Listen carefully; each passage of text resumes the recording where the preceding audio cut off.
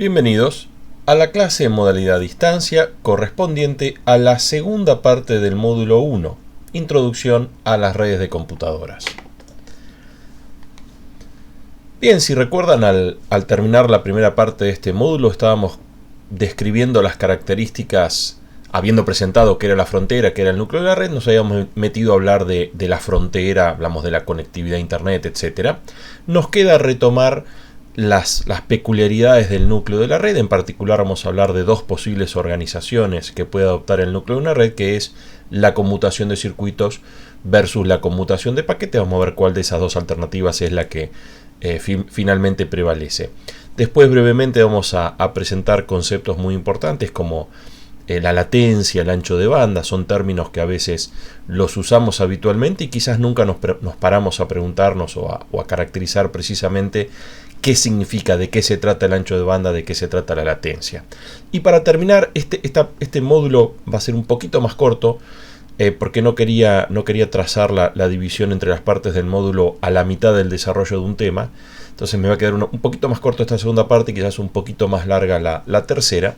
Vamos a repasar brevemente cómo se estructura internamente Internet, siempre desde un nivel de abstracción elevado como el que estamos llevando adelante en este módulo introductorio. Obviamente, luego vamos a volver a retomar todos estos temas en mayor profundidad a medida que avancemos en la materia.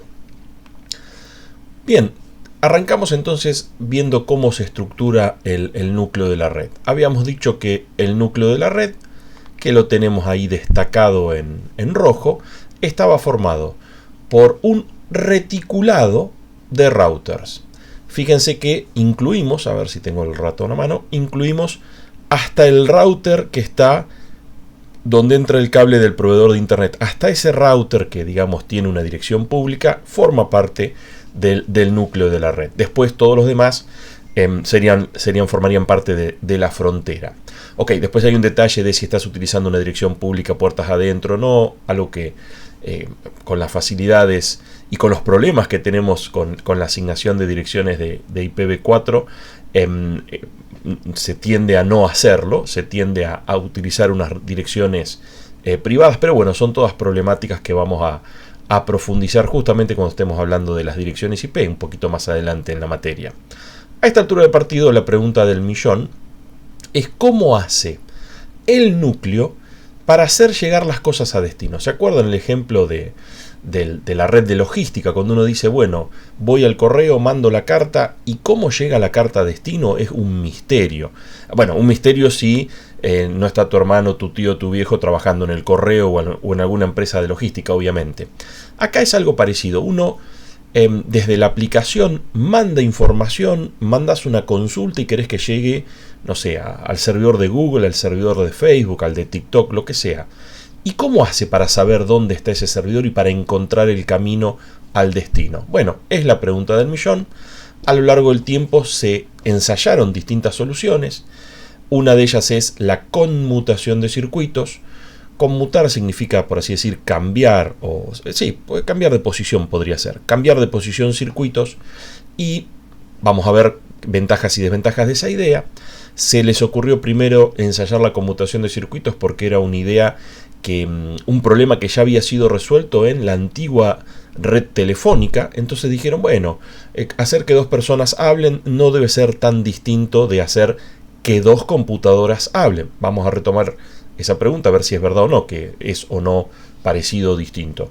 Y la alternativa, bueno, superadora, tal vez acá ya les estoy contando el final, alternativa superadora que surge justamente porque por ahí no eran tan parecidas como que computadoras hablen entre sí, no era tan parecido a que personas hablen entre sí. Vamos a abordar ese punto en detalle.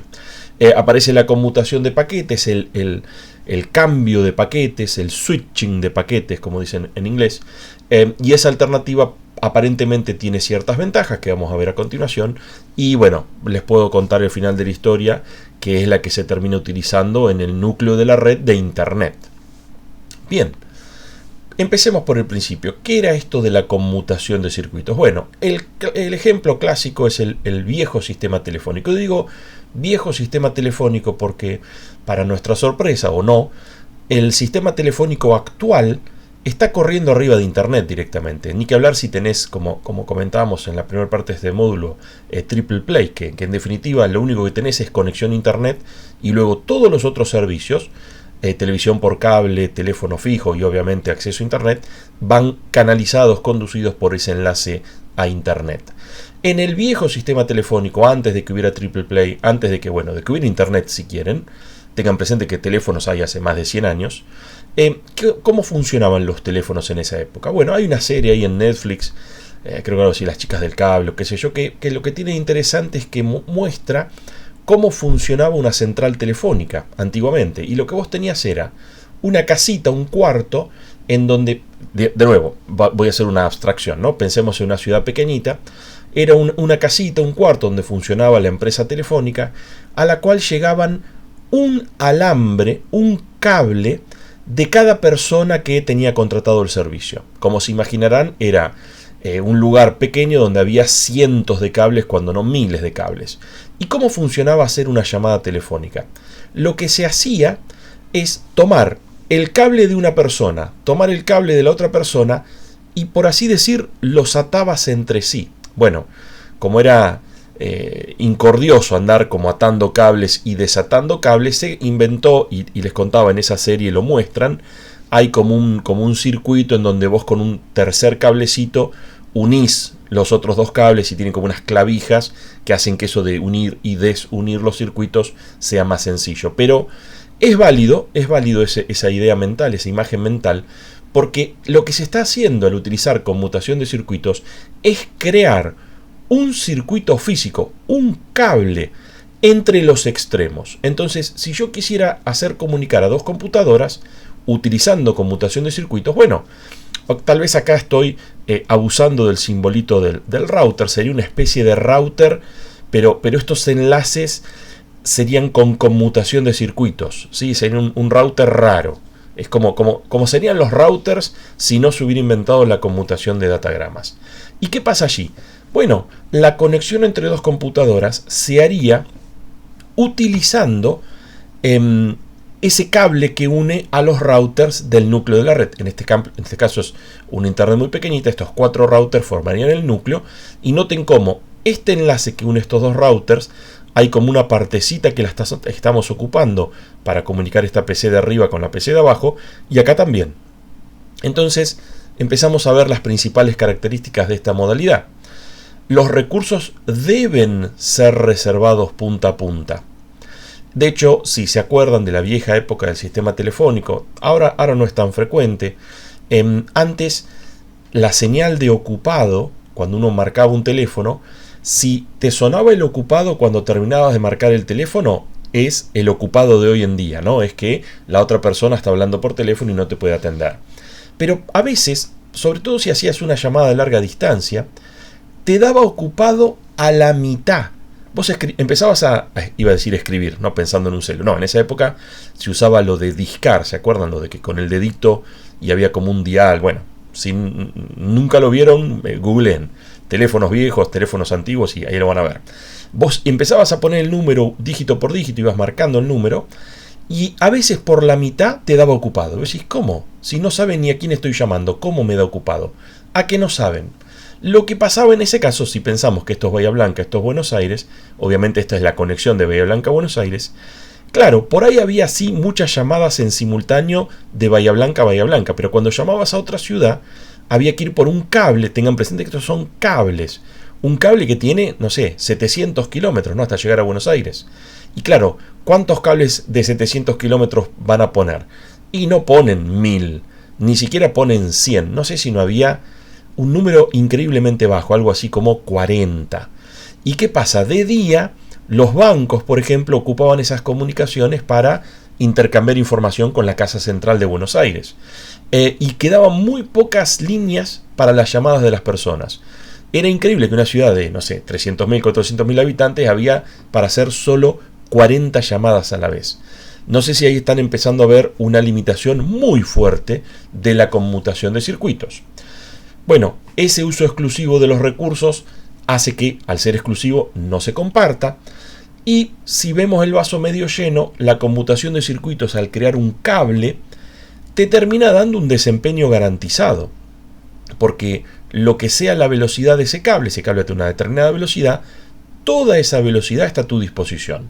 Si no terminan de ver por qué eso es una ventaja, bueno, ahora lo vamos a contrastar con la conmutación de paquetes, y conmutación de datagramas, y ahí por ahí sí se va a entender que ahí no vamos a poder tener desempeño garantizado, y entonces por ahí, si vemos los dos a la vez, se entiende por qué esto es una ventaja.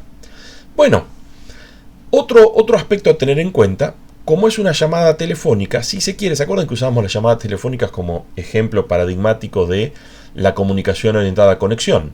Bueno, la llamada telefónica, como ustedes saben, antes de empezar a transmitir la información, requiere que del otro lado te atiendan. Y también requiere como de ir marcando los numeritos. Y en esa fase previa de inicialización, que incluye vos marcando los números y el destinatario atendiéndote, en esa fase previa es donde se lleva adelante en la reserva de los recursos que vas a necesitar. Y atención, los recursos que vas a necesitar no son solo, acá por ejemplo, si yo dibujé como 4 cablecitos, el segundo cablecito acá y el primer cablecito acá, no solo es eso, sino también recursos de el hardware, digamos el router, que hace la conmutación de los circuitos. Todos esos recursos tienen que estar reservados previamente. Bueno, se reservan en la fase esa de inicialización. Entonces, como los recursos de la red, uno tiene un cable, y bueno, ese cable se debe como repartir en pequeñas porciones que van a ser asignadas a distintas llamadas, lo de llamadas entre comillas. Cada uno de esos pedacitos del cable que une Bahía Blanca a Buenos Aires se asigna a una llamada diferente. ¿Y de qué manera se reparte entonces la capacidad de transmitir información o de llevar información por unidad de tiempo del enlace? Bueno, se va a estar repartiendo entre esas llamadas. Y bueno, ¿cómo hacemos para repartir la capacidad de llevar información del enlace entre las múltiples llamadas? Hay muchas formas. De nuevo, apelando a lo que se hizo históricamente con las llamadas telefónicas, se ensayaron dos alternativas. Lo que se llama multiplexado, en el mismo sentido de la palabra multiplexor que veíamos en ARC, ¿no? En el comienzo de la carrera, es poner muchas señales que vayan por una sola señal o por un solo cable. Vamos a tener un multiplexado por división de frecuencia y otra alternativa equivalente prácticamente, que es el multiplexado por división de tiempo. La verdad que para entenderlos mejor, yo insisto siempre, una imagen vale lo que 1000 palabras. Después me entró la duda de si una animación vale lo que 1000 imágenes, y la verdad no lo sé, pero como la frase conocida es una imagen vale lo que 1000 palabras, tratemos de verlo gráficamente. Empecemos por el primero. ¿Qué es el multiplexado por división de frecuencia? La sigla en inglés es FDM y consiste en asignar una frecuencia diferente, si quieren un tono de voz diferente, a cada usuario, a cada llamada. Si tenemos nuestros clásicos 4 usuarios con las iniciales que, oh casualidad, arrancan con una letra diferente, tenemos ahí ABCD, y graficamos las frecuencias y en el tiempo, después van a ver por qué está el tiempo, porque recuerden, el otro es multiplexado por división de tiempo, o sea, dividimos o frecuencia o dividimos tiempo. ¿Cómo nos queda? Nos queda una cosa así. Noten que, de alguna manera, todo esto de acá sería la capacidad de llevar información del cablecito, del enlace. Pero de toda la capacidad que tenés, toda la capacidad es lo que llamamos ancho de banda. Se ve, espero, claramente que a cada usuario a le toca ¿cuánto? De la totalidad son 4, le toca 1, o sea, le toca un cuarto. Si el enlace tiene una capacidad, digo cualquier cosa, de 1 mega, a cada usuario le toca 250K, ¿sí? O sea, un cuarto. Y si estarán pensando, si es 1024 dividido 4 no es 250, es 256. Bueno, abrimos el paraguas. Recuerden que somos en ese sentido un bicho raro. En todos lados el kilo es 1000. Anda a pedirle al panadero que te dé 1024 gramos por cada kilo. Te saca escobazo, ¿no? Te da 1000. Es verdad, a veces te tira medio miñón más, pero de onda. No porque un kilo es 1000. Lo mismo con las medidas de distancia. 1 kilómetro son 1000 metros. Siempre un kilo es 1000, salvo para nosotros. Para nosotros 1 kilo es 2 a la 10, es 1024. Entonces, atención, cuando hablamos de cuestiones electrónicas, como lo es la conmutación de circuitos, porque bueno, la red telefónica no la hizo la gente de computación, la hizo la gente de electrónica, ellos son ingenieros convencionales, entonces para ellos 1 megabit son 1 millón de bits, así de simple. Y por eso les decía que si era 1 mega el ancho de banda, 1/4 era justamente 250. Esto a veces nos va a traer dolor de cabeza, y ahora cuando empecemos a poner la unidad del ancho de banda, les voy a hacer allí la distinción de si estamos usando una o la otra, porque bueno, parece poca la diferencia, es no 2,4% de diferencia, pero bueno, a la larga cuando hablas de megas, gigas, teras, la diferencia es importante.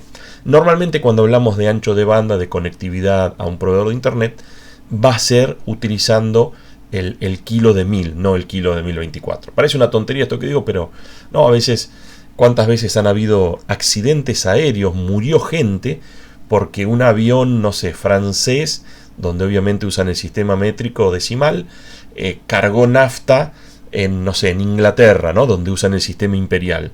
Y por un error, uno le dijo, poneme 10 kilos de nafta, y el otro le puso 10 libras, y bueno, se quedó sin nafta en la mitad del Atlántico, en la mitad del Pacífico, qué sé yo. A veces, como dice el dicho, ¿no? El demonio está en los detalles. Entonces, en este caso, vamos a hacer las cuentas rápidas. Si fuera 1 megabit, era 250K para cada uno. Recuerden ese número, ¿no? Como que a cada usuario le tocaba 1/4 de lo que se podía transmitir por ese enlace.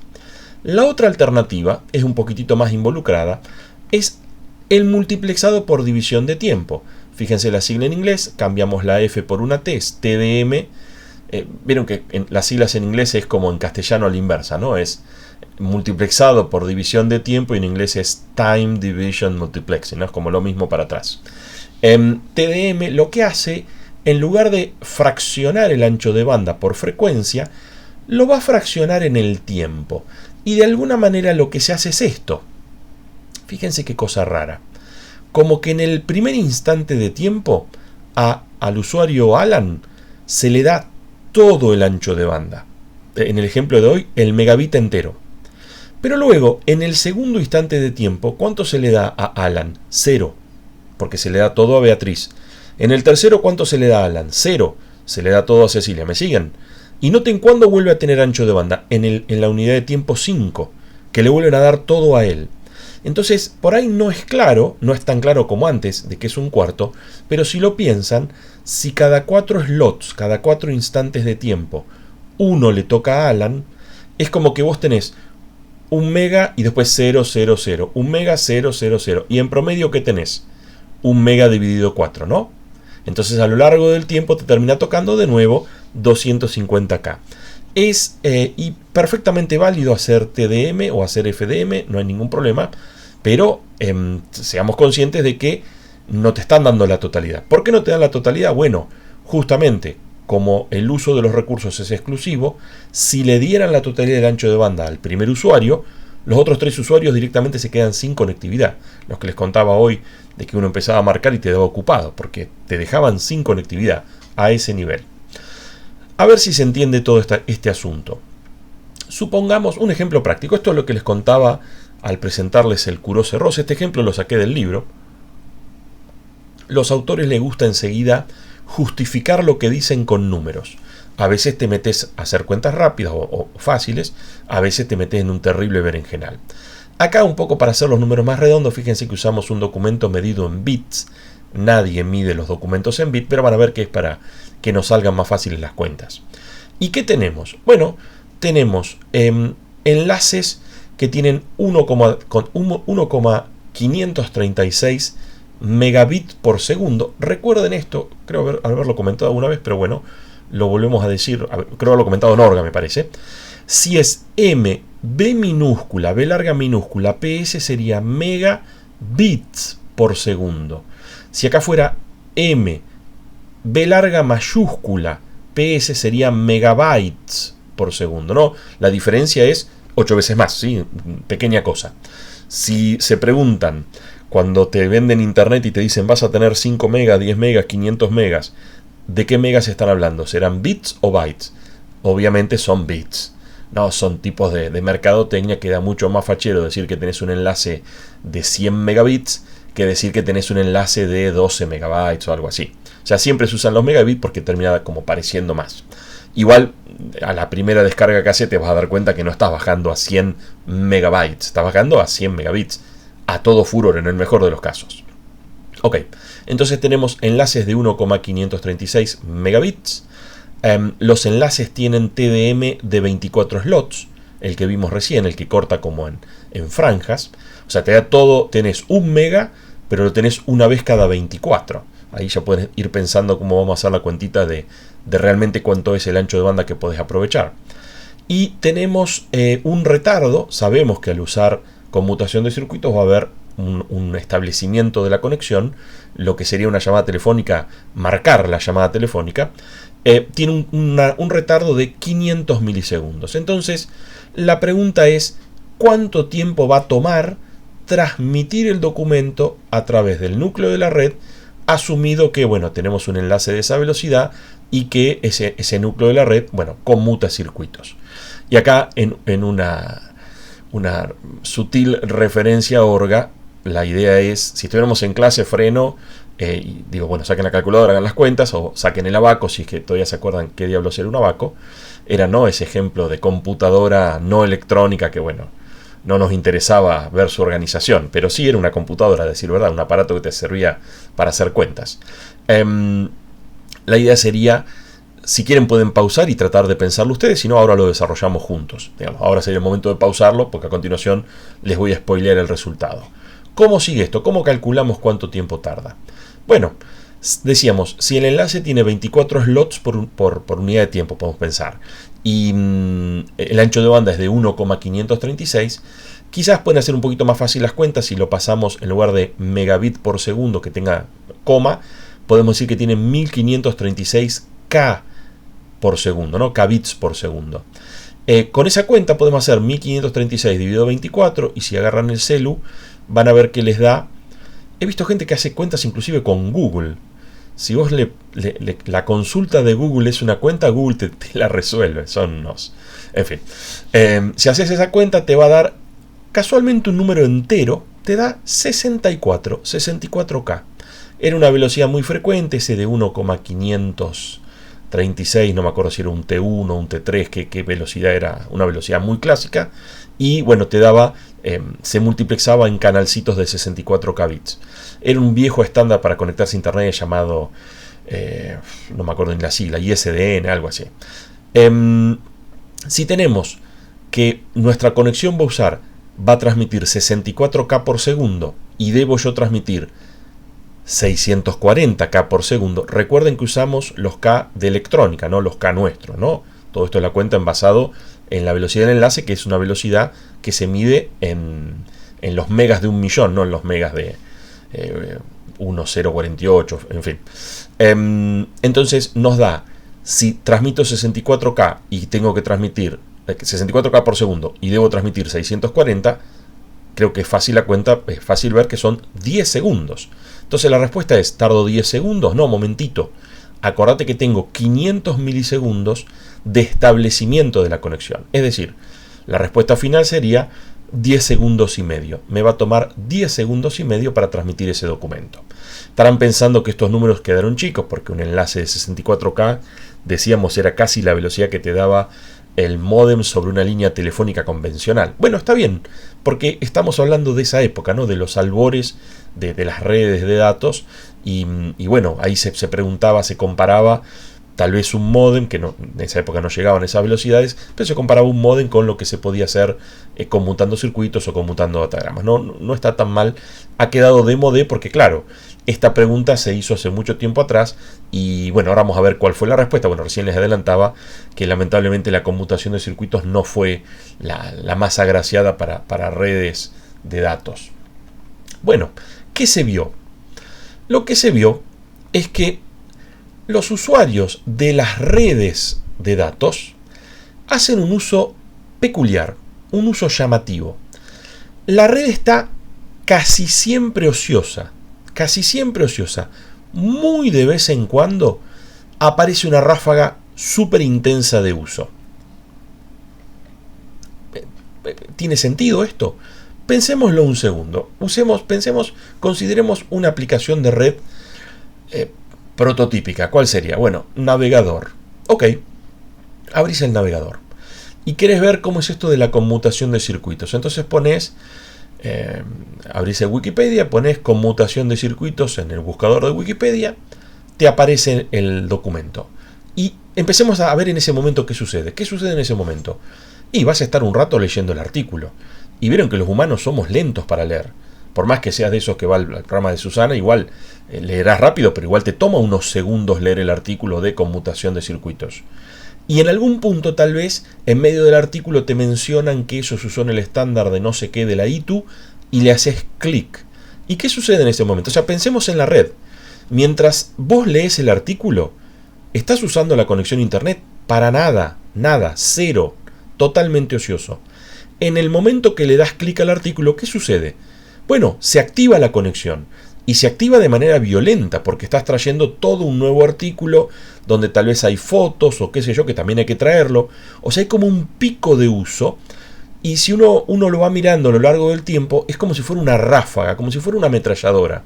La ametralladora no está todo el tiempo tirando tiros, pero de vez en cuando te tira, no sé, 500 tiros en un minuto. No es una barbaridad de tiros, bueno, una ráfaga. Algo parecido sucede o se aprecia, se observa que es el uso más frecuente de los enlaces en las redes de datos. Digo, en ese momento, ¿no? Estamos de nuevo haciendo como un análisis histórico. Porque hoy en día, si uno se pone a streamear, bueno, ahí no es, ahí sí es una ráfaga, pero es una ráfaga constante. Digamos, deja de ser ráfaga, ¿no? Es como un huracán más que una ráfaga. Y lo mismo sucede si te pones a ver una peli 4K, ver Netflix 4K, ver, no sé, el Disney 4K, lo que sea. Digo 4K para que sea mucho ancho de banda. Lo mismo, bueno, escuchar música no tanto, ¿no? Si uno pone el Spotify, el audio se comprime mucho. Lo que no se comprime tanto son los videos. Y bueno, un poco uno dice, ay, pero yo no soy de ponerme a ver las series o qué sé yo. Fenómeno. ¿Alguna vez habrás bajado un torrent? Bueno, si pones un torrent a bajar, no hay nada de ráfaga en la descarga del torrent, es bien huracanado. Pero recuerden que en el momento que se hacían estas preguntas, no se habían inventado el BitTorrent, no se había inventado el peer-to-peer, Netflix era una compañía que no se había fundado, no había Facebook, no había Google, ¿sí? No había nada de estas cosas. Entonces, en ese uso que se le daba en esa época, era generalmente ráfaga. Es más, si me apuran, no se habían inventado la World Wide Web, no había navegadores, no había servidores, ¿no? Si nos vamos a la década del 70 o del 80. Ok, se observó esto. Entonces, ¿qué pasó? ¿Qué conclusión sacaron la gente que estaba reconociendo esta peculiaridad? Y se dieron cuenta que la conmutación de circuitos, que hace una asignación exclusiva de los recursos, desaprovechaba el ancho de banda, porque la idea era esta. Si yo te doy un uso exclusivo del enlace y vos la mayor parte del tiempo no lo usás, se aprecia el desperdicio. Estás mayor parte del tiempo ocupando algo que no lo usás. ¿No sería mejor, de alguna manera, darle el enlace por demanda en el instante que necesitas hacer la ráfaga? En el instante de la ráfaga se lo doy a uno. Y después cuando se pone ocioso, tal vez otro usuario hace su ráfaga, se lo doy a ese otro usuario. La idea, la verdad, es muy interesante y se la trató de ensayar. ¿Cómo se ataca el problema tratando de compartir los recursos de los enlaces? Bueno, la idea que se les ocurrió es relativamente obvia. En lugar de darle el uso exclusivo para toda la transmisión de los datos con un cierto ancho de banda, como hace la conmutación de circuitos, se agarraron los datos que se estaban queriendo enviar por la red y se los cortaron en pedacitos, en porciones. Esos datos cortados en porciones, en la jerga se los denominan paquetes. Y lo que se va a conmutar ahora son esos paquetes, esas pequeñas porciones de la comunicación, en lugar de estar conmutando directamente el circuito. La verdad que como idea es bastante revolucionaria.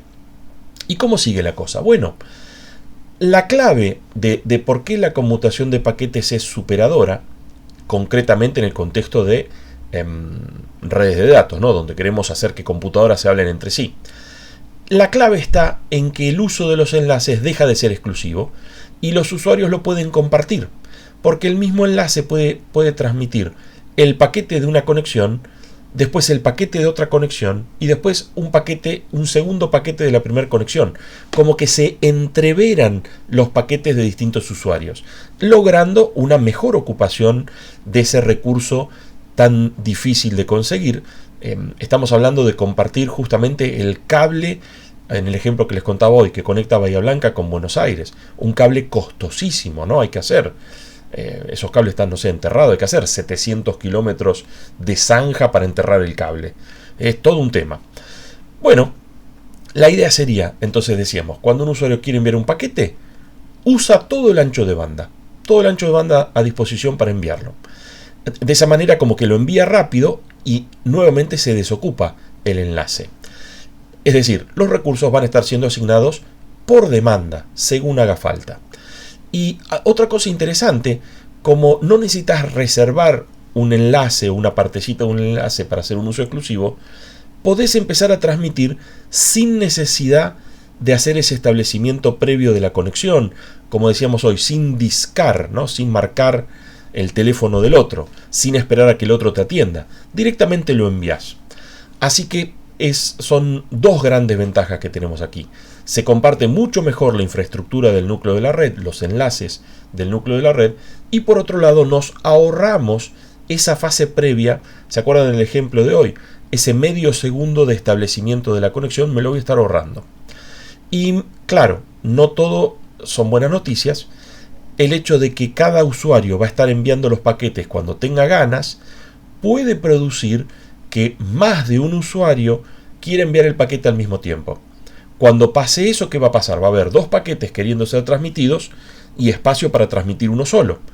Sin dudas, esto es lo que se llama contención en el uso de un recurso compartido. Tal vez se acuerdan de la palabra esta contención en el uso de un recurso compartido. La usábamos en Orga cuando, bueno, el CPU y el módulo DMA querían ir al mismo tiempo al bus, ahí había contención. ¿Y cómo se resolvía? ¿Cómo se va a resolver acá? De la misma manera que se resolvía allá, si es que se acuerdan cómo se resolvía allá, que la clave era que uno espera y el otro pasa. Acá vamos a hacer exactamente lo mismo. Si hay dos paquetes que quieren usar el enlace, sin dudas uno lo va a usar y el otro va a esperar. En el caso de la entrada-salida con DMA, teníamos la discusión de si convenía que espere el CPU, que espere el módulo. Acá no, acá son dos paquetes idénticos y a priori, por ahora en el núcleo no vamos a tener, no va a haber prioridades. Entonces, la verdad que el que va a pasar primero va a ser el que llegó primero, a priori. Después eventualmente podemos implementar alguna política que priorice conexiones o paquetes, pero a priori sería el que llega primero va a ser atendido y el que llega después, bueno, va a tener que esperar a que sea atendido el que llegó antes. Es verdad que a veces la conmutación de paquetes se parece como un poco al multiplexado por división de tiempo. Si se fijan acá abajo tenemos un multiplexado de paquetes, perdón, una conmutación de paquetes, y fíjense que como que el ancho de banda lo usa el verde, después lo usa el azul, después el verde. Parecería un TDM, ¿no? Se parece un poco al TDM. La clave está, para distinguirlos y darnos cuenta que nada que ver una cosa con la otra, lo que dice si hay una diferencia fundamental. La conmutación de paquetes no configura un patrón cíclico preestablecido. Recuerden que TDM te aseguraba tener, por ejemplo, si fueran dos conexiones, te aseguraría un medio del ancho de banda. Y aquí no. Noten cómo, como aquí se va utilizando en función de que vayan llegando los paquetes, son generados por A y B, bueno, como son generados, y van siendo enviados como van llegando. Entonces fíjense aquí van dos paquetitos verde pegado, acá hay tres paquetes verde pegado uno tras otro, ¿sí? Estos van llegando, se van enviando como van llegando, entonces no hay, como dice aquí, patrón cíclico preestablecido. Se parece más o menos en la forma, pero la verdad nada que ver, ¿no? Porque en un caso conmutábamos circuitos y en este caso estamos conmutando los paquetitos, ¿no? Las porciones de la información que estamos transmitiendo. Y un poco una situación muy, muy habitual. Hicimos, bueno, una red local aquí de 100 megabits, que es súper estándar, esto es muy común, una red cableada para no meternos en problemas todavía con los enlaces inalámbricos, y después tenemos una conexión, no sé, a una red metropolitana que podría ser, no sé, el 4G del celu, o bueno, lo que fuera. Contratamos 10 megas para conectarnos a una computadora, un servidor que está lejos, y noten que acá va más rápido que aquí, ¿no? O sea, acá tenemos 10 megabits, acá tenemos 100 megabits, acá tenemos 10 megabits. Entonces, ¿qué va a pasar?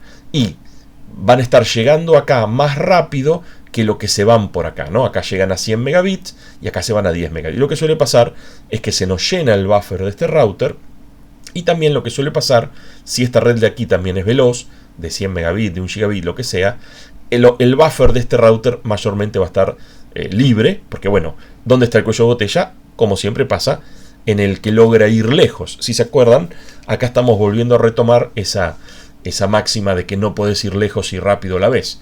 Cuando uno va de la computadora al routercito del proveedor de internet que tenés en tu casa, recorres un par de metros. Como vas cerca, vas rápido. Cuando querés ir del router de tu casa al router de, por ejemplo, el servidor de YouTube o no sé, a donde te estás queriendo conectar, ahí estás yendo lejos. Bueno, o va a ser costoso o no vas a poder ir tan lejos a la misma velocidad. Ok, esto para que no se mezclen las cosas, separamos las aguas. Y ahora la pregunta que se impone es: ¿qué nos conviene hacer? Por ahí hice mal en que ya les conté el final, pero podemos volver a hacernos la pregunta o asumir que no saben que va a ganar paquetes. Supongamos que tenemos un conjunto de usuarios y los usuarios tienen unos requisitos estandarizados. De alguna manera estamos asumiendo que ninguno de estos usuarios es enfermo de la computación como ustedes. Entonces, fíjense que utiliza 1 megabit por segundo cuando está activo, es decir, no pone torrents a bajar, en fin, no hace esa ocupación intensísima de la conectividad, del ancho de banda del enlace. Y como se trata, sabemos que es tráfico ráfaga, estos usuarios van a necesitar ese megabit por segundo cuando estén activos. ¿Y cuando están activos? Como es ráfaga, de nuevo, para hacer números fáciles, vamos a asumir que está activo 10% del tiempo. No es verdad. Normalmente las ráfagas son mucho más esporádicas. Uno está activo tal vez el 1% o el 2%. Pero, de nuevo, para hacer números redondos, puse 10%. Entonces la pregunta es: ¿qué me conviene hacer? Serían, por ejemplo, un conjunto de amigos o de vecinos del edificio, un consorcio, o clientes de un ISP también podría ser. Y vos tenés un enlace de 5 megas por segundo. Y la pregunta es: ¿qué me conviene hacer? ¿Conmuto circuitos o conmuto paquetes? Si conmuto circuitos, creo que es fácil, ¿no? Si conmuto circuitos, si cada uno va a necesitar 1 mega y tengo 5 megas, puedo conmutar 5 conexiones de 1 mega sin ningún problema. Pero ¿qué pasa si tengo un sexto usuario? Ya al sexto usuario le tengo que decir: no puedo. Para el sexto usuario le da ocupado, ¿sí? Al sexto usuario no le quedó ancho de banda libre. Con 5 usuarios se agota el ancho de banda. Al sexto usuario le tengo que decir: anda a contratar a otro proveedor. O aceptar que contrate conectarse conmigo, pero darle un servicio horrible, no solo al sexto, a los 5, ¿no? Porque es como el juego de la silla. Los primeros 5 que marcan, que discan, se conectan, y el sexto siempre se queda afuera. La verdad, con una calidad de servicio horrible. Y la pregunta que se impone, o lo que se torna interesante acá preguntarnos, o tratar de anticipar, es: ¿qué pasa si yo con esos 5 megas conmuto paquetes en lugar de conmutar circuitos? ¿Qué va a pasar allí? Tal vez no es tan fácil verlo, ¿no? Porque decíamos, si alguien tiene un paquete, usa la totalidad del ancho de banda. Entonces, cuando alguno quiera el megabit, voy a tener los 5 megabits para darle. Pero ¿qué pasa si hay 2? Bueno, claro, si hay 2 se empieza a complicar, porque como están activos solo el 10% del tiempo, la pregunta que hay que hacerse es: ¿cuál es la probabilidad de que los 2 estén activos a la vez? ¿Sí? Porque si uno está 10% ahora y el resto del tiempo está ocioso y después el otro está 10% después, no hay conflicto. Alcanzan a ver cómo tal vez acá, teniendo 5 usuarios, no saturamos la red. O hay probabilidad de que tal vez no saturemos la red. Si tenemos suerte, cada uno de esos 5 usuarios va a usar los 5 megas en un momento diferente y va a seguir quedando los 5 megas mucho tiempo ocioso. Y entonces quizás podamos venderle a 10 usuarios. Y ahí tal vez con suerte de nuevo, que haya 2 usuarios ahora, 2 usuarios después, no que las ráfagas tengan justo selectiva a la vez. Bueno, la verdad creo que lo dejamos, es un ejercicio del práctico. Es un ejercicio del práctico que siempre me odian asistentes y ayudantes, porque los hago desempolvar matemática, ¿no? Esto es lo que se llama, si no me equivoco, un experimento binomial. Y la verdad que la matemática detrás para hallar el número es involucrada. En mi caso yo se lo resolví con 20 usuarios.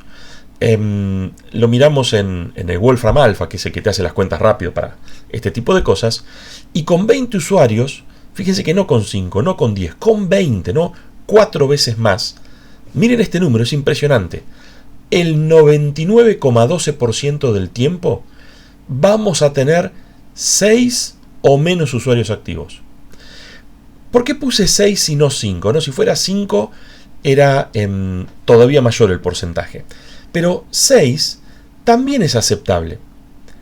Porque con 6 usuarios queriendo usar 1 mega y vos tenés 5, es como que cada usuario va a tener 0,8, por ahí 0,9. No te das cuenta si tenés 1 mega o tenés 0,9. Casi que es lo mismo. Entonces, esta es la magia que hace, o magia negra, que hacen los proveedores de internet. Contratan un ancho de banda tal vez acotado y lo venden un montón de veces. Y lo increíble de todo esto es que, antes del advenimiento del streaming, se salían con la suya, porque los usuarios estaban todos contentos pensando que era un servicio buenísimo y muy barato, y en realidad veías que, 100 megas se lo vendían a 1500 personas. Y si no me dan las cuentas, ¿cómo 1500 personas con 100 megas? Y sí, y por ahí esas 1000 personas le vendían una conexión de, 512K o inclusive un poquito más, y no se daban las colisiones, no se daba lo que decíamos recién, la contención en el acceso al recurso compartido. Entonces, hasta ahí llegan bien, y tal vez si tienen presente el hecho de que cuando uno contrata internet hay una palabrita funesta. Si vos contratás internet en cualquier proveedor, sea para celular, sea para tu casa, lo que fuera, cuando vos decís quiero contratar 1 mega o quiero contratar 100 megas, no importa el número, ¿qué te contesta el vendedor? El vendedor, cuando vieron que si uno contrata por teléfono te lo tiene que leer, vos tenés que decir que sí, algo así, es como todo un protocolo, justamente. Y te dicen la palabra funesta, hasta. Vos decís, quiero comprar 5 megas. Y el vendedor te dice, le ofrecemos un plan de hasta 5 megas. Le agregan la palabra hasta. Y vos decís, ¿por qué está esa palabra allí? Esa palabra está allí, espero no desilusionar a nadie, quizás todos ya se dieron cuenta de esto. Porque cuando algún día internet no funcione, o ande lento, no están incumpliendo el contrato. Porque si vos contrataste 5 megas y te anda lento y te anda a 4, 4 es hasta 5 megas. ¿Se acuerdan? No sé si por ahí se acuerdan de cuando hacían el curso de nivelación, el análisis y comprensión de problemas, que usábamos el al menos, a lo sumo. Tenemos que agregar el hasta, ¿no? Porque es al menos para la gente de computación, es realmente muy funesto. Y no los quiero decepcionar, o desilusionar, pero 0 satisface hasta 5 megas. Si tenés 0 megas, si se te cortó la conectividad, y técnicamente tenés hasta 5 megas, así que no te podés quejar. A llorar a la lloradería, ¿no? Como dicen en redes sociales. Así que dicho esto, cuando contratás hasta 5 megas, sería imposible que ellos te puedan garantizar un ancho de banda mínimo, porque el núcleo de internet, producto de que conmuta paquetes, no te puede asegurar el ancho de banda, porque hay probabilidad de congestiones. Entonces, dicho esto, no es que son unos estafadores. Cuando te dicen hasta 5 megas, normalmente tenés los 5 megas. Es más, si me apurás, a veces tenés un poquito más de los 5 megas. Porque, de nuevo, un enlace ocioso no le sirve de nada a la compañía. Te lo puede ocupar, no hay ningún problema allí. Y es verdad que a veces, si te querés poner tipo 7, 8 de la noche a hacer streaming o a descargar un torrent, vas a ver que esos 5 megas por ahí no están. Porque en ese momento están todos queriendo descargar, y en ese momento, o usar internet, o usar Netflix, en ese momento es cuando más se producen las colisiones. Vamos a volver sobre este tema mucho más en profundidad, de cómo las colisiones terminan determinando el ancho de banda efectivo de nuestras conexiones. Es como que el ancho de banda contratado pasa a segundo plano por la palabrita hasta, y termina siendo más importante el que efectivizamos en ese momento, producto de justamente las congestiones. Entonces, La verdad que con este ejemplo de recién, en uno con el sexto usuario ya nos denunciaban no sé, la ley anti competencia desleal, no sé cómo se llama. Hay uno acá en Bahía Blanca, ya me olvidé el nombre, que es cuando te venden algo de manera engañosa, vas y lo denuncias ahí, bueno, y vas a un acuerdo, qué sé yo. En cambio, si hacías conmutación de paquetes, hasta 20 usuarios, la percepción de los usuarios era que el desempeño era óptimo, que no había problemas. Inclusive, no me acuerdo hasta dónde había hecho el experimento, después probé con 40, 50, con 100, números increíbles. Ya con 100 era muy mala la calidad del servicio, pero tenías 5 megas y le vendías 1 mega a 100 usuarios. Era como sacar agua de las rocas. Uno pensaría que la conmutación de paquetes es el claro ganador. ¿O no? Bueno, es verdad que es ideal para tráfico tipo ráfaga. Es como anillo al dedo. Está totalmente ajustada a ese tráfico que es el normal o convencional en las redes de datos. Los recursos de la red son compartidos por demanda, lo cual es óptimo de nuevo, y también es muy interesante que no necesitas una inicialización de antemano. Ahora vamos a definir el concepto de latencia y van a ver cómo esa inicialización, ese acuerdo previo, te elevaría la latencia, haría que las cosas sean, que el ping sea más elevado. Por suerte la conmutación de paquetes no lo necesita y bueno, logramos en la medida de lo posible bajar también el ping. Ahora, no todo lo que brilla es oro. ¿Por qué? Y porque puede haber congestión. O sea, nos pueden abrochar con el llamás para quejarte diciendo que se te cortó internet y el tipo del otro lado te dice, pero no incumplimos el contrato. Que creo que no te lo dicen, porque si te lo dicen lo vas a buscar hasta la empresa.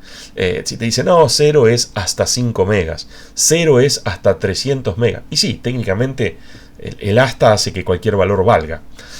Y si te pasas de los 300, no te quejas, o sea, en definitiva es como que es win-win para la empresa. Así que, naturalmente, los protocolos de transporte de información van a tener que ser más robustos para contemplar la eventual pérdida de esa información, de parte de la información, ¿no? Vos tenés una conexión, estás enviando una cierta información que es importante, que no crees que se pierda, y tal vez alguna parte de esa información se pierda producto de las congestiones. Esto va a redundar en que el software, no hay problema, nos hacemos cargo, el software de lo que es los protocolos de transporte van a tener que contemplar las pérdidas, van a ver que se puede resolver y se puede resolver de una manera relativamente elegante. Ok, mencionamos, claro, perdón, lo que les decía recién, no es que son los estafadores los proveedores de internet, es que no les queda otra.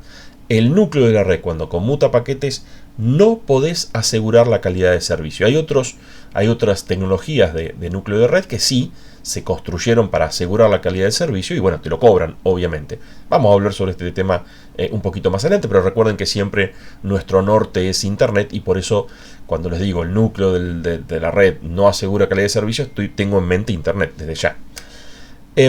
Recién mencionábamos por qué me puede afectar si necesito o no la inicialización de antemano. Bueno, eso me va a afectar en un concepto que es muy, pero muy importante y nadie le da bolilla.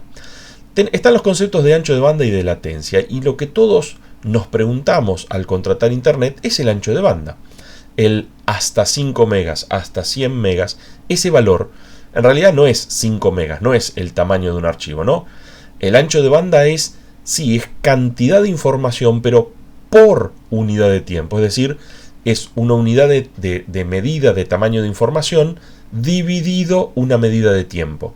Normalmente cuando uno dice 5 megas, lo que realmente está diciendo es 5 megabits por segundo. Recuerden que al tratarse el ancho de banda es una cuestión de los amigos electrónicos, ellos van a medir primero en megas, que son 1000 por 1000, o sea, son megas de los de verdad, no de los megas de computación. Somos los únicos que tenemos esos megas raros. Y obviamente cuando la B larga va a ser una B larga minúscula, pues ellos miden en bits. Para ellos el byte no existe. Bueno, ellos tienen una definición propia de qué es el ancho de banda y tiene que ver con características físicas del enlace. A nosotros eso nos importa un bledo. Para nosotros vamos a denominar ancho de banda esencialmente a la capacidad ideal de transferencia de información por unidad de tiempo de un enlace, o también lo usamos como por ejemplo, para decir ancho de banda al disco rígido, o sea, puede ser también un dispositivo. Lo que pasa es que el ancho de banda al disco rígido de alguna manera está acotado por, si lo piensan, el enlace que une al disco rígido con el módulo de entrada-salida, ¿no? El cablecito SATA. A final de cuentas, el factor limitante va a ser la velocidad del enlace. Pero bueno, generalizamos y también hablamos de ancho de banda a la placa de video, ancho de banda a la memoria, ¿no? Puede ser también un dispositivo. Ahora bien, hay otro parámetro que, producto de las congestiones, si uno, esto pasa mucho en Buenos Aires, ¿no?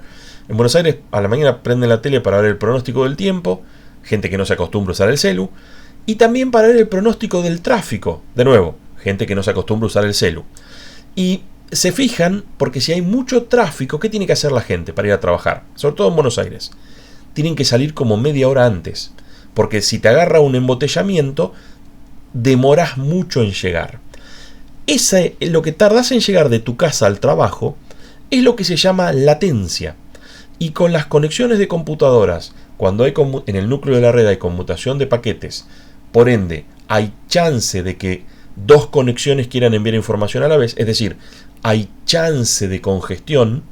Bueno, la latencia es un aspecto interesante a tener en cuenta. ¿Cuánto tarda un dato en atravesar el núcleo de la red? Creo que lo teníamos allí.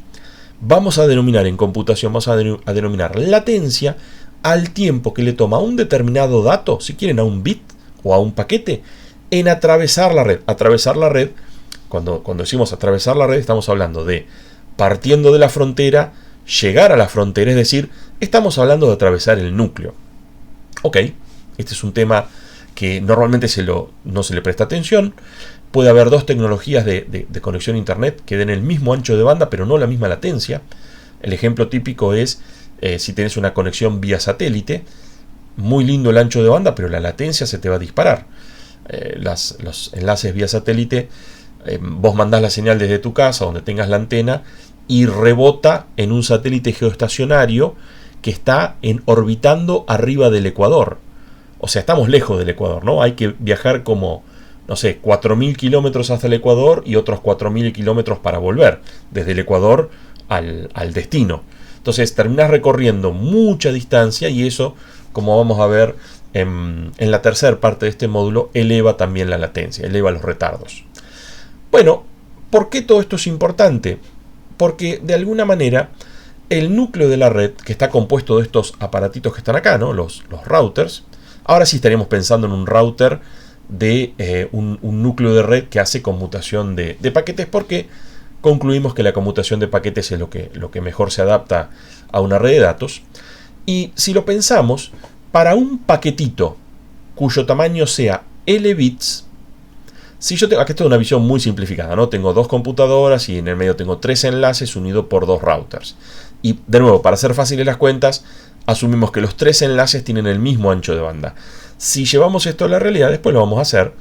Normalmente tu conexión a internet es más lenta, la conexión del núcleo es altísimamente veloz y por ahí la conexión de la otra computadora depende. Si esta otra computadora es la sucursal de Bahía y la sucursal de Punta Alta, bueno, los dos tendrán una conexión equivalente. Pero si esta es la compu de tu casa y este es el server de YouTube y estás viendo la clase, imagínate la conexión a internet que tiene el server de YouTube, ¿no? Es un número inconmensurable. Pero bueno, en este ejemplo simplificado asumimos que los tres tienen un ancho de banda R. ¿Qué era un ancho de banda?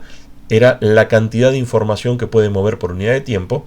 Entonces, si vos haces el cociente, algo que es una cantidad de información dividido, algo que es una cantidad de información dividido tiempo, ¿en qué te da el resultado?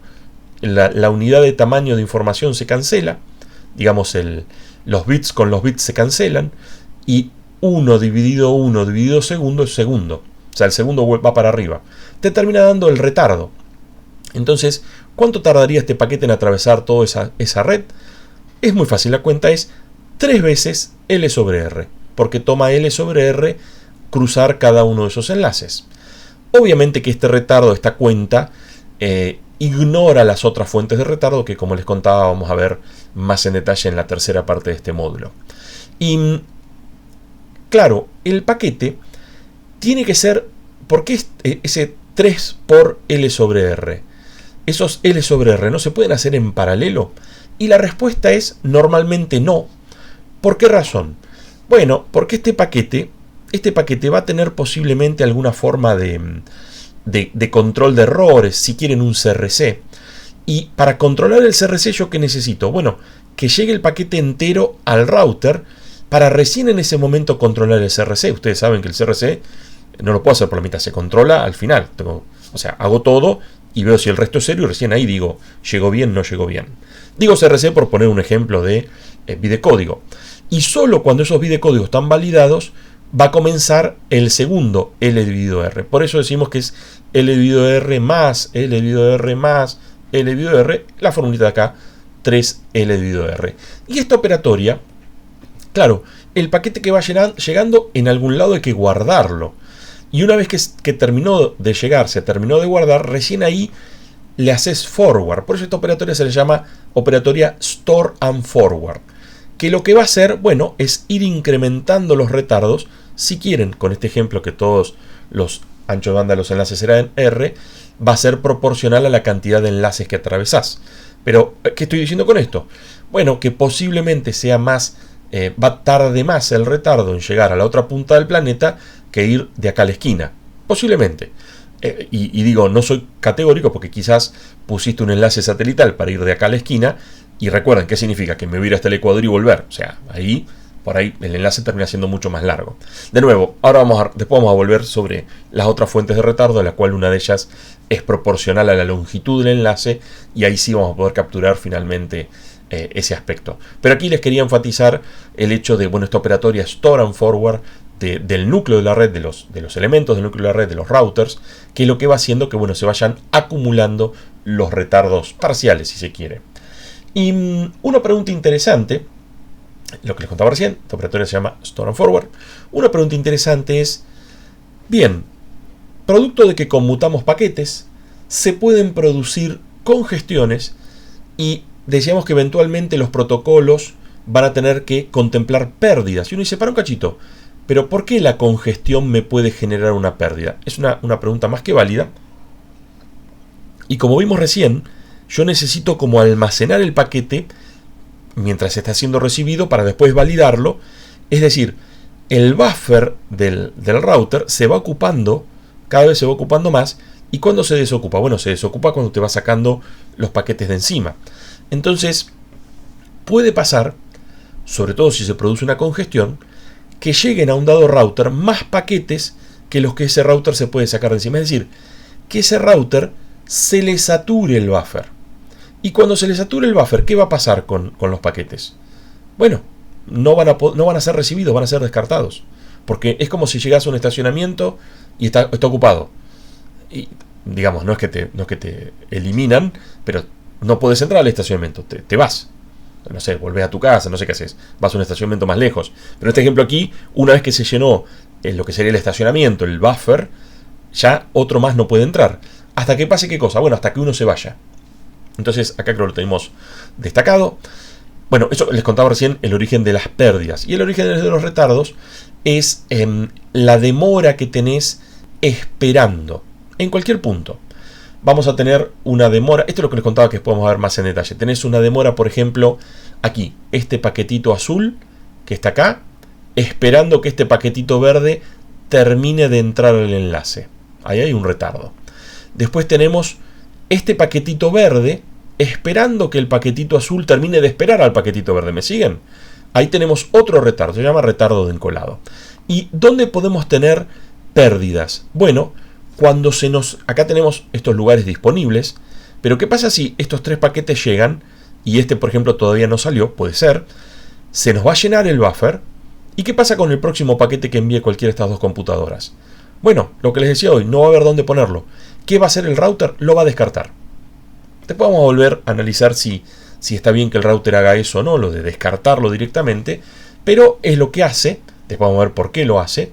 Y eso conduce a que se produzcan también pérdidas. O sea, tenemos el origen de los retardos y también el origen de las pérdidas.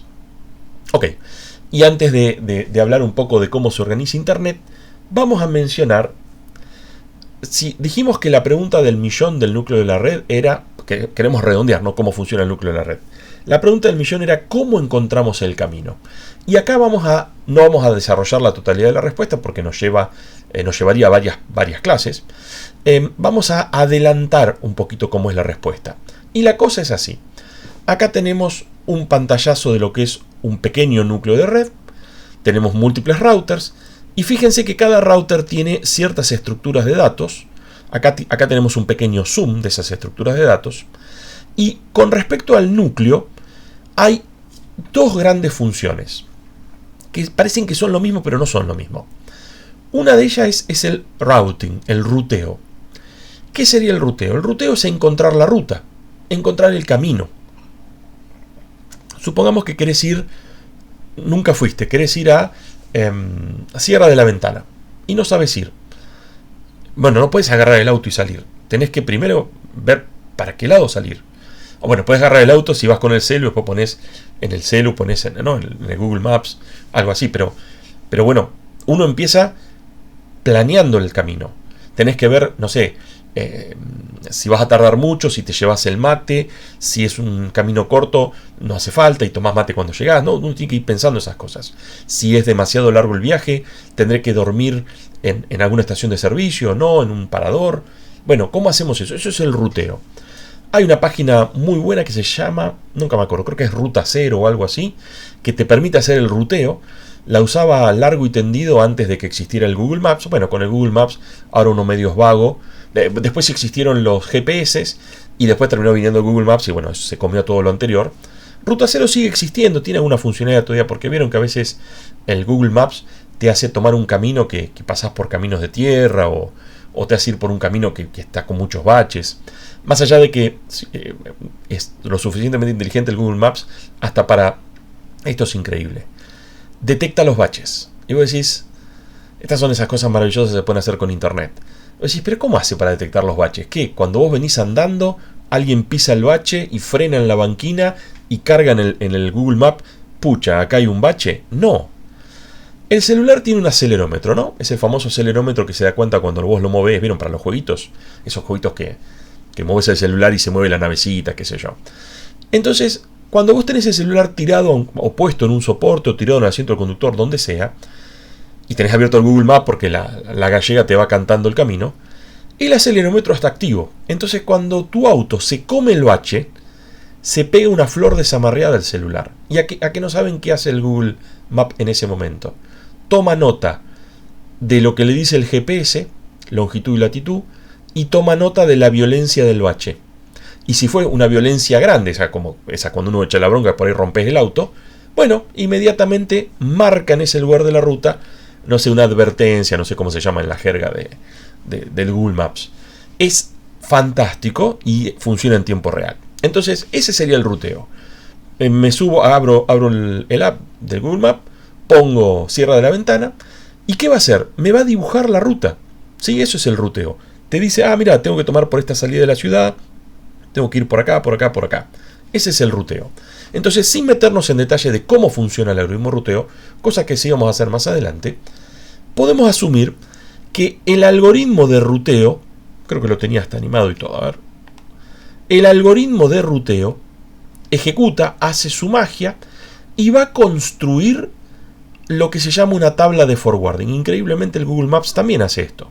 Ahora les cuento qué es la tabla de forwarding. Bueno, la tabla de forwarding es la otra gran función esencial del núcleo de la red, función esencial que hacen los routers, que es asegurarse que en cada punto de decisión no te equivoques. El ejemplo que siempre uso para entender el forwarding es el GPS. Cuando vos vas, el GPS o el Google Maps, cuando vos venís manejando por una ruta, vieron que las rutas no tienen, digamos, es un camino y a lo sumo tiene curvas, pero no hay forma de equivocarse. No es como cuando vas por la ciudad que en cada esquina te puedes equivocar doblando sin querer. Cuando vas por una ruta no hay cruces de camino, no hay nada. Muy de vez en cuando, normalmente cuando estás por llegar a un pueblo o algo así, hay un lugar en la ruta en donde puedes tomar una decisión. Puede ser un cruce de caminos o a veces es una rotonda. Muy frecuente que sean rotondas, porque bueno, son mejores para el flujo. Cuando llegas a una rotonda, la gallega se despierta y te dice, ingrese a la rotonda, salga por, y te dice la primera salida, la segunda salida, la tercera salida. No hay duda cuál es cuál, porque bueno, las rotondas siempre giran en sentido antihorario, ¿no? Eso siempre es igual. Y si te dice salga por la primera salida, vos entras y ni bien podés salir. Salga por la segunda, ni bien entras, por la primera no, por la segunda sí. Y llegado el caso, si te equivocas, bueno, la gallega te dice recalculando, qué sé yo. En el caso de los routers, se hace lo mismo. Fíjense, los enlaces serían como las rutas. Y los routers serían las rotondas. Bueno, acá por ahí no hay mucha alternativa porque tiene uno y uno, pero miren este. Yo llego por acá, puedo venir por este primer enlace o por el segundo. O en este primer router que ampliamos aquí, fíjense que yo tengo, acá dibujamos en lugar de un auto un paquete. El paquete va por aquí y debe tomar la decisión en función de a dónde quiere ir, si va a ir por el 1, el 2 o el 3. Atención acá. Dijimos que la tabla de forwarding se construía con la ejecución del algoritmo de ruteo. Hasta ahora de manera automágica. Pero, ¿qué va a hacer la tabla de forwarding? Va a sintetizar toda la información que necesitas para hacer el forwarding. ¿Qué era el forwarding? Decidir por qué salida tiene que salir cada vez que llegas a un router. Recuerden que, fíjense que acá, espero que se vea, cada router tiene su propia tabla de forwarding, ¿sí? Cada router tiene una tabla de forwarding diferente. ¿Qué quiero decir con esto? Si la gallega, cuando llegaste a la rotonda, te dijo tome por la segunda salida, capaz que en la próxima rotonda te dice tome por la primera o tome por la tercera, ¿sí? En cada rotonda la decisión de forwarding puede ser diferente, o no. Por ahí en todos lados te dice toma por la primera. Depende, ¿no? Eso no tiene por qué ser la misma, puede ser una diferente. Y bueno, vamos a hacerlo. Supongamos que venimos en el auto y el único dato que necesita la tabla de forwarding es a dónde querés ir. Nosotros decíamos, quiero ir a Sierra de la Ventana.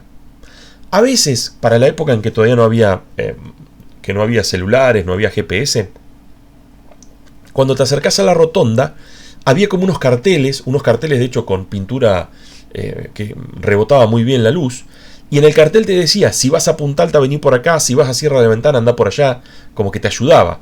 Pero esos carteles son finitos y no te entran 28 destinos, te entran 3 o 4. Entonces te ponían los 3 o 4 que estaban cerca, pero por ahí estabas viajando a Jujuy y decís, ¿y por dónde tengo que ir? Y no te lo iba a decir, acá te habla decíamos, Punta Alta, Sierra de la Ventana, lo que está cerca. Ahí es donde por ahí brilla el Ruta Cero, el Google Maps. Pero bueno, si necesitamos para decidir el forwarding, saber a dónde querés ir, en la computadora, en la red de datos, el destino va a estar también codificado. Digamos, en lugar de decir Sierra de la Ventana, va a decir una dirección. Va a ser, ustedes, bueno, por ahí ya lo saben, una dirección IP, pero bueno, acá lo tenemos simplificado para que me entre en la transparencia. Pusimos direcciones, son 16 direcciones posibles codificadas con estos 4 bits. Pero fíjense, si yo estoy llegando por este enlace y esta es la tabla de forwarding correcta, porque asumimos que el algoritmo de ruteo la construyó bien, y quiero ir al destino 0111, ¿por qué enlace debo yo salir? Miro la tabla de forwarding y creo que es claro, ¿no? ¿Por cuál tengo que salir? Por el 2. No hay duda. Entonces, así va a funcionar el núcleo de la red. Volvamos a la pregunta inicial. Yo estaba en mi casa, mando la carta al correo, le pongo que llegue a, y le pongo, no sé, una dirección de Buenos Aires. ¿Y cómo hace para llegar a Buenos Aires? Bueno, con muchos pasitos pequeños como este. Alguno empleado mira y dice, es de Buenos Aires. Bueno, lo manda al centro de distribución. Centro de distribución de Bahía Blanca. Del centro de distribución de Bahía Blanca dice, va a Buenos Aires. Lo pone en el camión que va a Buenos Aires. Es como que con esos pequeños pasos eventualmente llegas. Increíblemente, no es mucho más complejo que esto.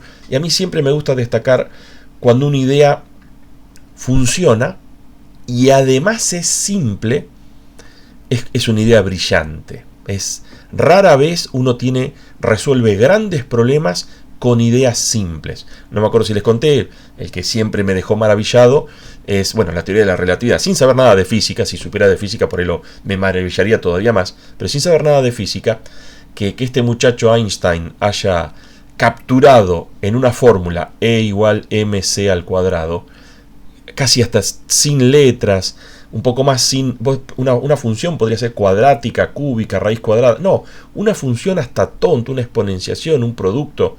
Con una fórmula tan cortita capturó, bueno, el funcionamiento del universo. Es maravilloso.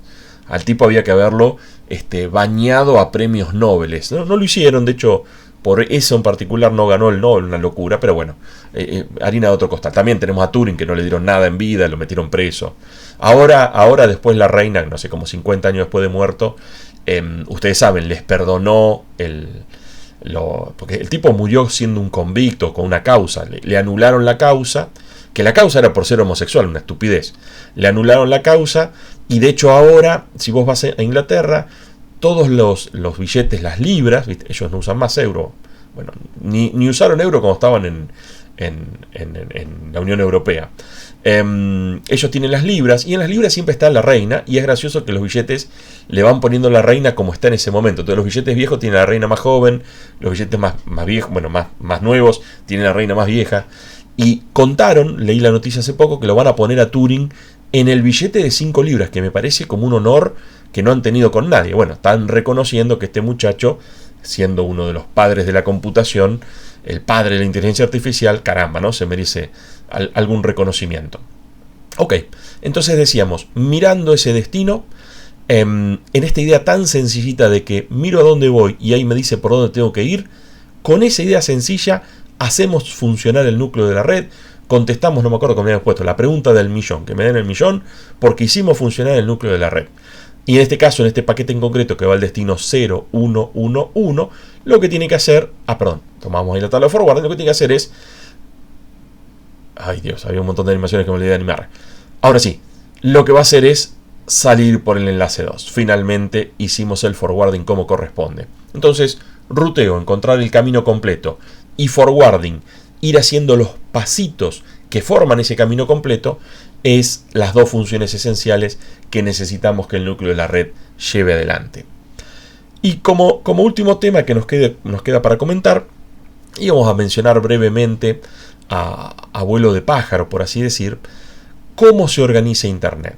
Bueno, en Internet lo que hacemos es, las computadoras que están en la frontera, nosotros, nos conectamos al núcleo necesariamente a través de un ISP, un proveedor de Internet. Entonces, la pregunta que se impone es, ¿cómo se organizan? Claro, si yo me conecto al proveedor A y YouTube se conecta al proveedor B, necesitamos también que los proveedores se comuniquen entre sí. Este crecimiento no fue muy planeado, es un crecimiento orgánico. Me hace acordar, ustedes deben haber, espero que sí, conocerán el edificio del EM. El edificio del EM es un edificio que tiene muchos años. El edificio inicial fue planeado por un arquitecto, un edificio hermoso, hay que decirlo, pero después empezó a producirse un crecimiento orgánico. Para un lado le crecen como apéndices, entonces en un lado está el Instituto Matemático, para el otro lado le crece otro apéndice, el departamento, donde funcionaba antes el departamento. Después para el otro lado, otro apéndice, está la parte de química. Es como raro y no hay mucha lógica. Vos subís por una escalera y vas por un pasillo y después no podés bajar. Hay como lugares cerrados, es todo muy extraño. Ni que hablar si suben por la escalera entrando por la puerta principal y van a la parte del Palomar. También ahí es rarísimo, donde está el observatorio. Es muy raro el crecimiento del edificio y se parece un poco al crecimiento, ese crecimiento orgánico de Internet. Claro, cuando las cosas comenzó, no había muchos proveedores y no estaba reconocida la importancia de conectarse entre sí. Vamos a tratar de hacer como una especie de evolución histórica y ver dónde estamos parados hoy, muy rápidamente. Claro, la topología, como les decía recién, terminó siendo muy compleja, muy orgánica y no fue para nada planeada, y se vio, tengan presente que por ahí la simiente de Internet había sido la ARPANET, que era una red en la época de la Guerra Fría que querían mantener funcionando la conectividad entre, por así decir, la Casa Blanca y el lugar donde estaban las bombas nucleares, para si los atacaban los rusos que no se perdiera la conexión, en fin. Toda una cosa muy con unos intereses totalmente diferentes a los de hoy en día. Hoy en día nos interesa estar en Internet, ¿no?, para hacer crecer una empresa, tener más ventas, llegar a más clientes, algo completamente diferente. Decíamos, está a la vista lo que hubiera sido esta pandemia del coronavirus sin Internet. Nos tiramos por la ventana todos. Si yo acá en planta baja me hago pelota, igual tirándome por la ventana, ¿no? Es una locura. No hubiera funcionado nada de esto de la modalidad a distancia. Por suerte tenemos internet, y fíjense que el uso que le damos a internet ahora no tiene nada que ver por ahí con el uso para el cual había sido concebida en su momento. Por eso un poco la evolución se vio, como dice allí, se vio afectada por cuestiones económicas, pues cuestiones geopolíticas, cuestiones de soberanía. Bueno, a veces hay dos países que están repeleados, entonces no establecen vínculos y se terminan conectando a través de un tercer país, en fin. Peguémosle un vistazo breve a este crecimiento orgánico que les comentaba. La pregunta es, tenemos millones de usuarios. Es verdad que al principio no había millones de usuarios, de hecho, cuando surgió Internet, todos los usuarios de Internet del planeta entraban en una habitación. En el libro, en el Curose Ross, si se quieren divertir, al final de cada capítulo hay como una entrevista a un prócer de la computación o de las redes, y siempre aportan datos muy coloridos, no son cosas que yo les vaya a preguntar en el final ni en el coloquio, pero si se quieren divertir un rato para desconectarse está simpático. Nada más son todos nombres de personas muy conocidas en el ambiente, entonces ver qué hicieron, qué no hicieron, vale la pena. Entonces la primera pregunta, es como si nos planteáramos cómo organizar hoy, o bueno, tratar de entender cómo está organizada Internet hoy. Hoy en día hay miles de millones de usuarios. Cada uno de esos miles de millones de usuarios, bueno, estarán configurados en torno, podría ser a una red empresarial, la red de una universidad, o sea, redes institucionales. Por otro lado, redes hogareñas, un poco como tenemos allí, y obviamente muy importante los puntitos suspensivos, porque ni de casualidad me entran millones de esas nubecitas celestes en la transparencia. ¿Y cómo podemos responder esta pregunta? ¿Cómo conectamos esos millones de redes entre sí? Bueno, obviamente que hacer un full mesh, no un todos con todos, olvídate.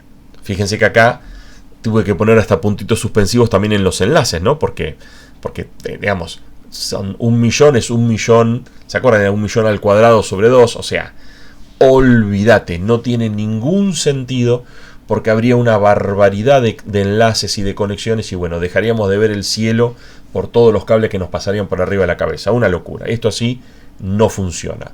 Lo que se hizo, y prosperó, una idea que funciona, ¿qué tal conectar todos los usuarios del planeta al mismo proveedor? Y esto la verdad que funciona, y funciona muy bien. De hecho, es un flor de negocio. Imagínense si hubiera un solo proveedor de Internet en todo el planeta. Generalmente el libre mercado beneficia a los consumidores y no beneficia a los proveedores del servicio, porque el libre mercado hace que si vos querés cobrar más caro, el consumidor va al que le cobra más barato. Pero si hay uno solo, si hay monopolio, ahí no se ve beneficiado el usuario, se ve beneficiado el proveedor del servicio, porque hace lo que se le canta. Te cobran ¿qué tal? 50.000 pesos por mes la conexión a internet. Ah, ¿no lo podés pagar? Jodete. Así de simple. Jorobate. Así de simple. Entonces, bueno, es lo que pasó con Microsoft, ¿no? En la época que con el Windows dominaba las PC de escritorio y hacían lo que querían. La calidad del software era malísima. Estamos hablando de la época del XP por ahí, que se durmieron en los laureles, ¿no? Ahora, del 7 para adelante la cosa mejoró. Pero en esa época no arreglaban el sistema operativo, no les importaba nada. El tipo, bueno, el presidente en ese momento, el CEO de Microsoft, el tipo más rico del planeta, o sea, ya no necesitaba más dinero porque era el más rico de todos. No le importaba arreglar el sistema operativo porque si no tenías Windows no podías usar la computadora.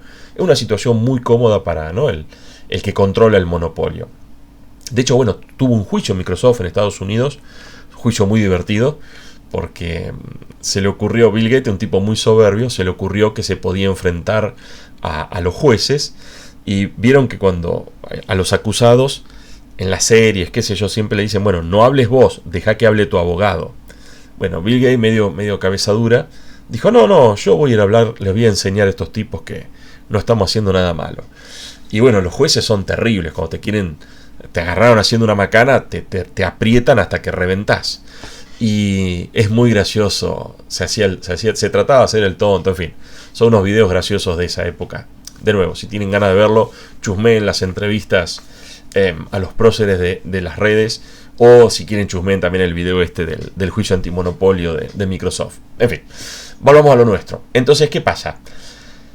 Lo que pasa en la realidad es que si es un flor de negocio ser el único proveedor de Internet, y van a aparecer un montón más de proveedores que van a querer brindar el mismo servicio que vos y agarrar parte de la torta. Normalmente va a haber proveedores, qué sé yo, un proveedor que sabe hablar castellano va a tener más clientes acá que un proveedor de Norteamérica que no sabe hablar castellano. Y agregarle cualquier idioma del planeta y bueno, se empieza a ver cómo aparece la competencia. Obviamente una vez que aparece la competencia estamos en problemas, porque perdimos conectividad. Lo que les decía hoy, yo tengo un proveedor A y el servidor de YouTube tiene un proveedor B y no me puedo conectar. Pues fíjense que no hay camino desde, no sé, podemos hacer así, a ver, desde la red, yo estoy acá y YouTube está por acá, listo, no hay camino.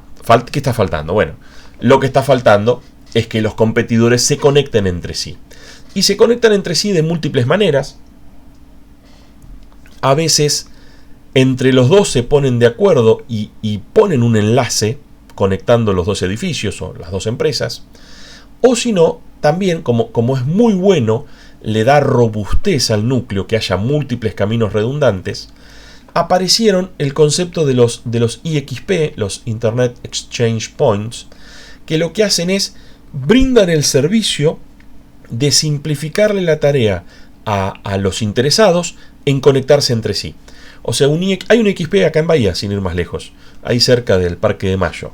Es una empresa que pone a disposición un edificio, pone a disposición, por ejemplo, un suministro ininterrumpido de corriente, con generadores, con UPS, lo que sea, un servicio de seguridad y una gran calidad de conexión a Internet. Y lo que hacen los interesados en conectarse, vincularse uno con otro, es le alquilan, le subcontratan una conexión a ese IXP. Es un servicio interesante porque redunda, como les decía, en hacer que haya múltiples caminos, hace que el núcleo de Internet sea mucho más tolerante a los fallos.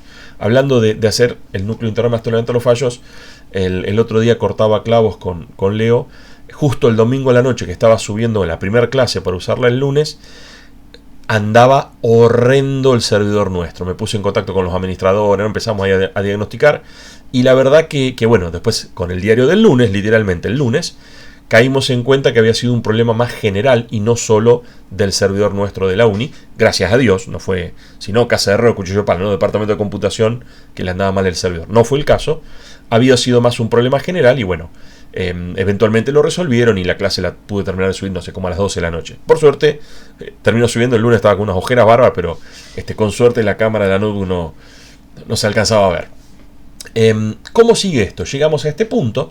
Bueno, en este punto empiezan a aparecer las redes regionales. ¿Qué serían las redes regionales? Bueno, por un lado podría ser algún país puede tomar, por ejemplo, algún país puede tomar la decisión de hacer más eficiente la conectividad entre las empresas de ese país y hacerse cargo de una red que ayude a conectar a Internet a esas empresas. Podría ser. Otra alternativa podría ser, si pensamos, es regional, no necesariamente tiene que ser a nivel de un país.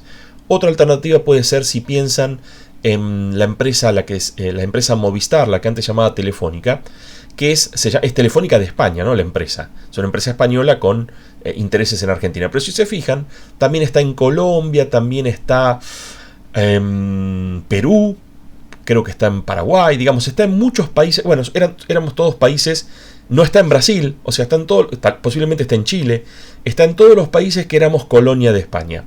Y bueno, ese proveedor de Internet, Movistar, la verdad que tiene una red regional, porque sus propios routers internos del proveedor de Internet no solamente cubren Argentina, sino que cubren Argentina, Colombia, Chile, Perú, Paraguay, ¿no? Varios países, Bolivia. Entonces, esa sería lo que sería una red regional. Fíjense que las redes regionales obviamente pueden tener clientes, o quizás tengan, o sea, pueden ser o hogareños o empresa, ¿no? Digamos, habría que ver puntualmente qué es este que está aquí. Y se conecta a su vez, esta red regional contrata Internet de otros proveedores. A veces los proveedores, en lugar de estar todos al mismo nivel, empiezan a aparecer proveedores minoristas y proveedores mayoristas. El proveedor minorista le vende a nosotros, ¿no? A los usuarios finales, y el proveedor mayorista, como su nombre lo indica, le vende acceso a Internet a los proveedores minoristas. ¿Me siguen? O sea, tendríamos como dos capas entre los proveedores y normalmente esa es la organización que termina teniendo hoy en día Internet. Me falta un solo dato para que realmente se parezca a cómo están organizadas las cosas hoy, que es lo que se llama la red privada de los generadores de contenido. ¿Qué es esto de generadores de contenido? Bueno, pueden ser una red no muy conocida como Akamai, que es un centro de distribución de contenidos, un CDC, o seguramente todos conozcan a Microsoft, el Windows Update de Microsoft. Imagínense la cantidad de ancho de banda que necesita Microsoft cuando saca un nuevo parche de Windows, que casi todas las PC del planeta lo están descargando. Bueno, no era negocio, o a la larga no era negocio, por ahí al empezar sí, pero a la larga no, pagar a proveedores de internet para cubrir ese ancho de banda. En algún punto, siendo Microsoft una empresa gigantesca, realmente lo es, vale, no sé, 800 mil millones de dólares, un número infernal. De nuevo, el valor de la empresa va cambiando, ven esta transparencia ya mañana y cambió, ¿no? Porque el valor de la empresa, lo llama el Enterprise Value, creo que era la cantidad de acciones de la empresa por el valor de la acción. Entonces, como el valor de la acción cambia, bueno, el valor de la empresa cambia. Pero de andar por ahí por los 800 mil o 1000 o por esa zona. O sea, una cantidad muy, si quieren por referencia, hablamos de que Mercado Libre había llegado a 100 mil. Hablamos de que Microsoft es 8 o 10 veces Mercado Libre y bueno, desde ya que lo es. Y hay otras todavía más grandes. Google anda por ahí en esa zona, Amazon anda en esa zona y la que picó en punta, bueno, era Apple. Son todas empresas de tecnología desde ya. Y esas suelen poder bancar su propia red porque son generadores de contenidos. En el caso de Microsoft generan los parches. En el caso de Akamai, tal vez es un nombre no muy conocido, hay muchas que son redes de distribución de contenido. Lo que hace Akamai es le vende el servicio al que lo necesite. Si vos sos un estudio de televisión y estás, un estudio, perdón, de películas y sale el tráiler de tu última película antes de YouTube, antes de que existiera YouTube, había unos servicios donde vos como ponías una página web con el trailer y la gente lo miraba, y claro, imagínate cómo te reventaba el ancho de banda. Entonces contratabas el servicio de Akamai. Akamai tiene computadoras en todo el planeta, perdón, no lo dije, Microsoft también, lo que hace es tener computadoras privadas en todo el planeta.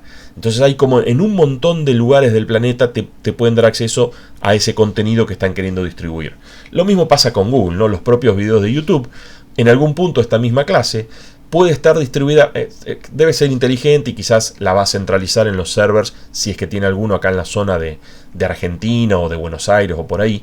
Pero llegado el caso, si se empezara a consumir estas clases desde algún otro país, ¿por qué no va a migrar parte de ese contenido, parte de esta clase, a servidores en otro lugar del planeta? Un poco para mejorar la disponibilidad de la clase, digamos, del archivo MKB en el cual armo la clase.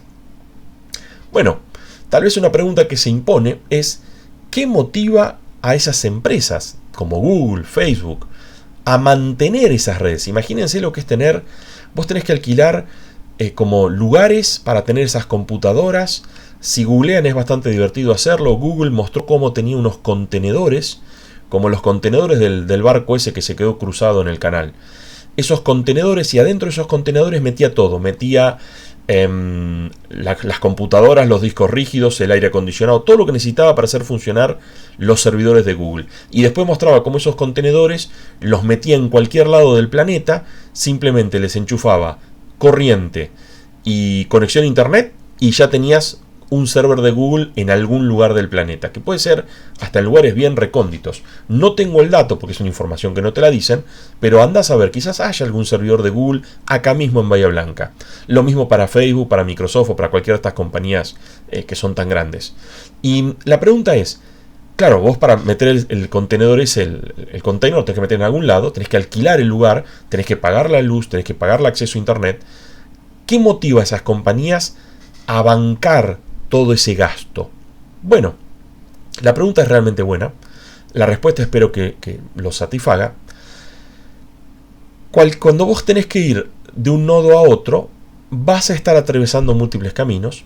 Veníamos de hablar de la operatoria Store and Forward, y que si atravesás muchos nodos como que se van acumulando los retardos.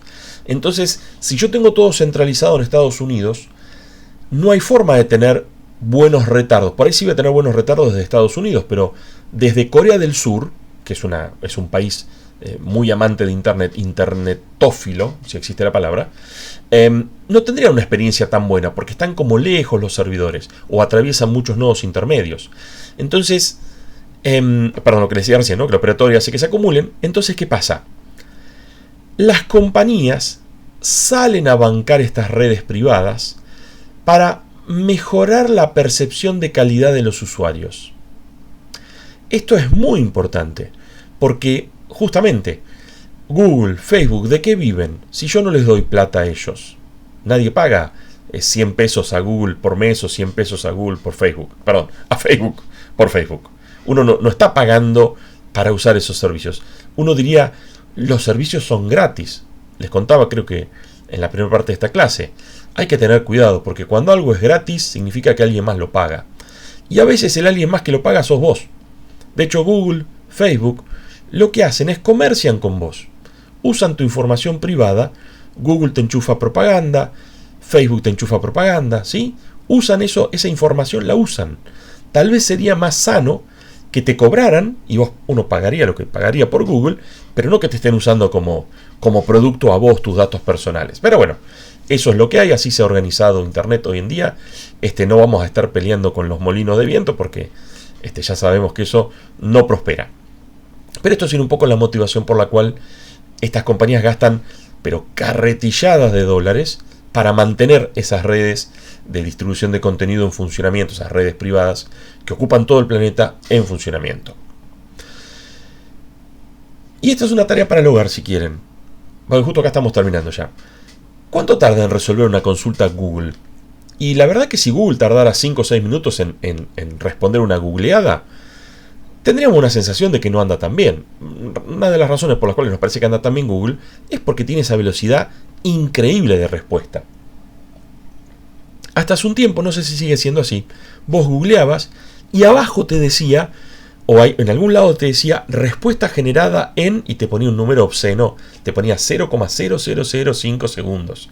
Como que parpadeaste y ya Google, y además te ponía, no sé si lo sigue haciendo, respuesta generada en 0,005 segundos, habiendo consultado, y te ponían, no sé, 285 millones de páginas web. Y vos te sentías un zapallo, ¿no? Porque decís, ¿cómo hizo para que en un parpadear de ojos consultó todo Internet? Bueno, ok, es una pregunta hermosa. De nuevo, Google es una compañía, si bien es una compañía pública, lo que hacen puertas adentro es privado y nos van contando con mucha demora cómo hacen las cosas. Hoy en día nos enteramos cómo hacen las cosas Google hace 10 años atrás. O sea, te cuentan cómo hacen las cosas cuando definitivamente ya no las hacen más de esa manera. Hace un tiempo atrás salió lo del TensorFlow o el Hadoop, todas esas tecnologías nuevas, que en realidad son las tecnologías que Google ya no usa más. TensorFlow sí, pero Hadoop ya no lo usa más. Han encontrado otra manera de resolver las búsquedas o de indexar grandes cantidades de información, y la última forma en la cual lo están haciendo nunca nos enteramos. Nos vamos a enterar dentro de 10 años cuando ya sea obsoleta. Digo, va a ser obsoleta para Google, va a ser tecnología de punta para todos nosotros. Entonces, bueno, tarea para el hogar, chusmear si es que se te sigue dando esa información, y cuando les dé que la generó en nada, en un parpadeo, la pregunta que se impone es, si tenemos en cuenta que el operatorio Store and Forward hace que los retardos se acumulen, ¿cómo haces para que esa respuesta llegue tan rápido?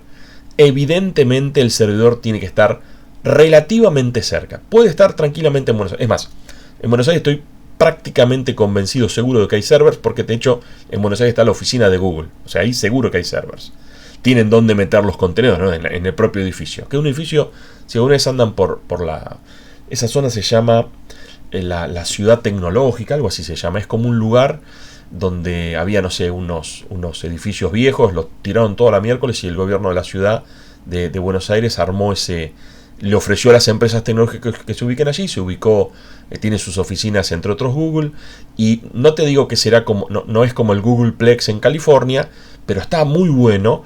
Tiene toda esa cosa, esa mística de las oficinas de Google, que vos entras y son toda gente joven, linda, prolija, afeitada. Decís, ¿qué es esto?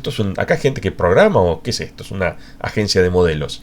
Y tienen, ¿no?, para esos huevos para dormir la siesta, todas cosas. Y vos decís, yo vengo acá a trabajar, sí. Y si hoy estáis cansado, ¿puedo dormir la siesta en el horario del trabajo? Y el jefe te dice, sí.